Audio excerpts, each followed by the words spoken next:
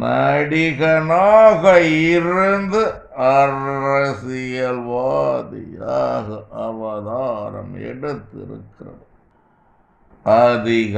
அதிகமாகவே பேசுகிறவர்.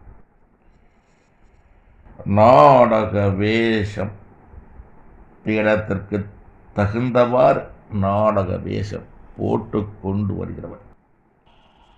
நல்ல எண்ணம் இல்லாதவர். வார்த்தை ஜாலம் போடுகிறவர். ஜனங்களை வசீகரம் பண்ணுகிறவர். அவன் எண்ணம் நிறைவேறாது. வேதனைப்படுவான். வாய் பேச முடியாத வாதையினாலே அவன் வேதனைப்படுவான். இதன் விளக்கம் என்னவென்றால், நடிகனாக இருந்து அரசியல்வாதியாக